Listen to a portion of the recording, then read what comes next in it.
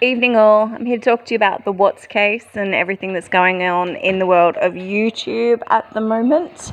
My name's Tam. I'm an Australian and I've been following the case for, I don't know, probably about 2 years, maybe a little bit longer, I would say. I find it interesting more on a behavioural side. I think all of us are kind of intrigued for various reasons, but something I did want to talk to you about today is Ronnie Watts. I have found lots of channels today talking from AD to, I think her name is Unmurdered. It's quite a good channel.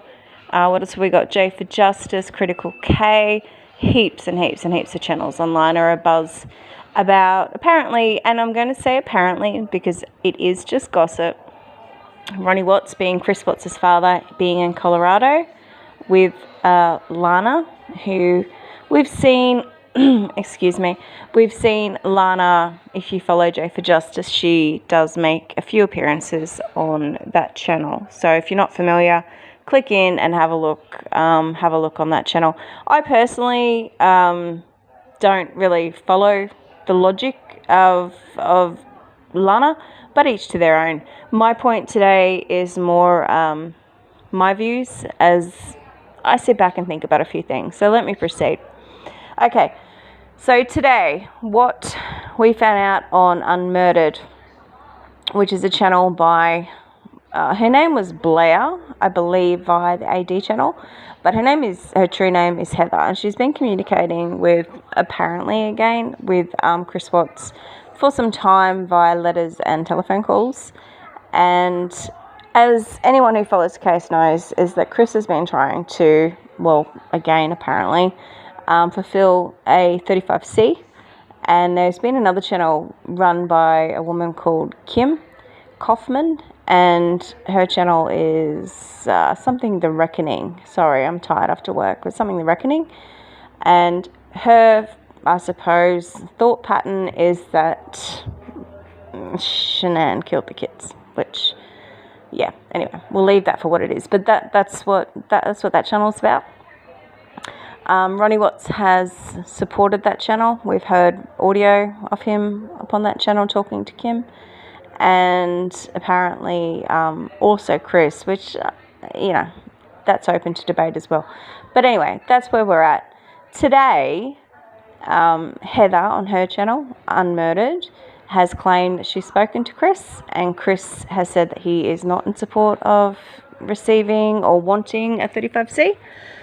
So that heightened my interest, and the reason why that heightened my interest is because for some time, I don't know, I suppose I've looked at the situation, I've looked at Ronnie Watts in his interviews when he was in the police station, when Chris was, prior to being arrested.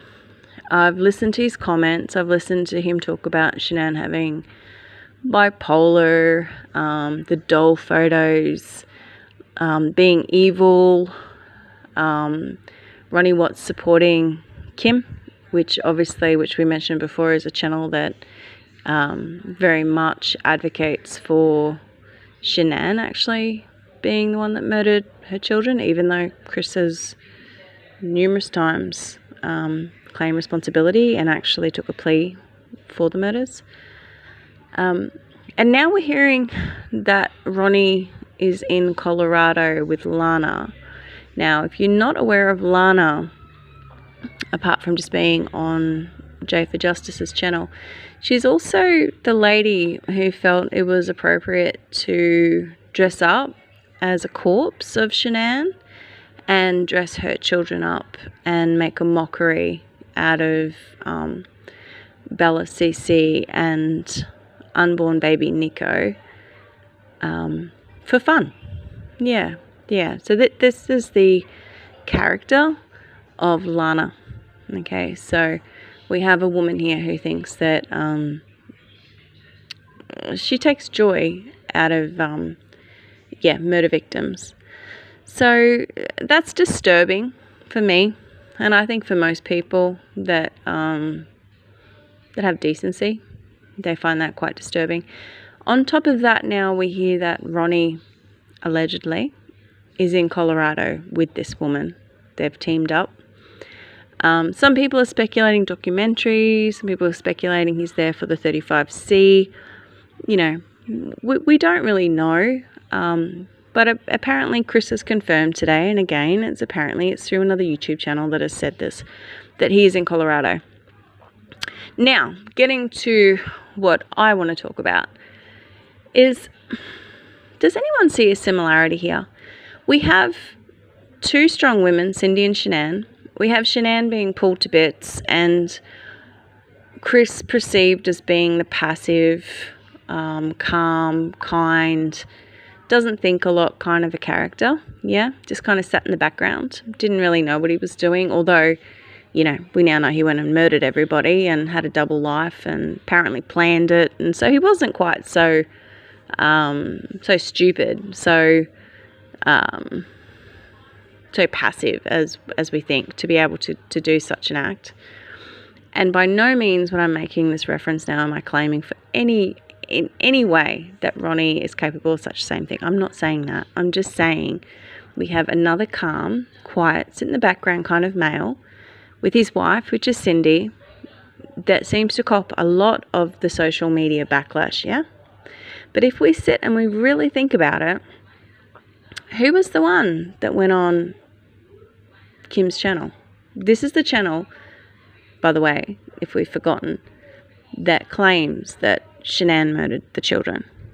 It was Ronnie.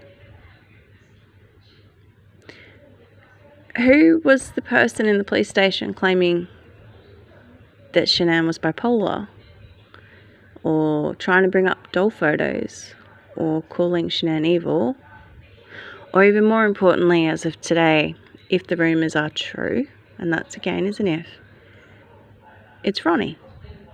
Ronnie is the one in Colorado with Lana, the woman who made a mockery out of his murdered grandchildren.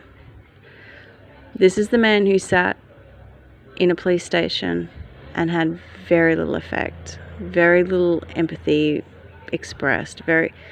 Yes, we can talk about grief, we can talk about dealing with our emotions in all different various ways, and yes, you're correct, we do need to weigh that all up into the equation, and we can't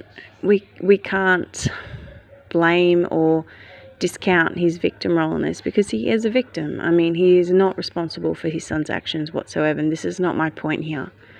My point here is that I'm wondering if we are discounting Ronnie. A little bit like everyone discounted Chris. Not in the fact that Ronnie's going to go and commit such a crime, not in that way at all. But are we not realizing that perhaps these people that sit in the background and don't say so much, doesn't mean they don't think. It doesn't mean they don't act. It doesn't mean that they don't have agendas. He is, if it is correct, in Colorado with Lana, trying, for whatever reasons they have, it's not for no purpose. He has an awareness of what he's doing. He has an awareness. He had an awareness when he went and phoned back the forensic specialist on the 28th, I think it was, of January, and said, we're done, we're not going proceeding anymore. That was Ronnie. Ronnie called Mark Gillespie again on the 14th of February. That was Ronnie. So he has a very big role in this 35C. He has a part in this. He might be quieter in the way he goes about it, but let's not underestimate like we have before. Let's be aware that just maybe Ronnie, the insurance money that the Watts took, that they settled with, I mean, that was blood money. Their son murdered their grandbabies, murdered them, and they took that money. This is what we're dealing with here. So we can keep saying victims, we can keep doing all that, but at what point do we acknowledge who Ronnie is? Who are his friends? Who is he with? What is he doing in the background, and why is he doing it? because we certainly underestimated his son, and his son would have learnt a lot from his main role model. Now, I'm not saying murderer, of course not. That is not my point here whatsoever. So if you get that from this upload, then shame on you. That's not my correlation. My correlation here is that red flags are popping up for me with Ronnie. I don't think that he is as quiet and as sitting in the background as we all give him credit for. I think people need to keep an eye on Ronnie. I think that he has a plan in place and an agenda, and I think in the next few months we're going to see it more. It's easy to look at Cindy. These kinds of personalities normally have a strong person to distract while they play in the background. That's my point. So feel free to discount, pull it apart, whatever. This is just where I'm at today, hearing what I've heard, my thoughts. You know what? We change every day. Our thoughts, we learn more. So, yeah. Anyway, stay well, stay blessed, and enjoy your day. See ya.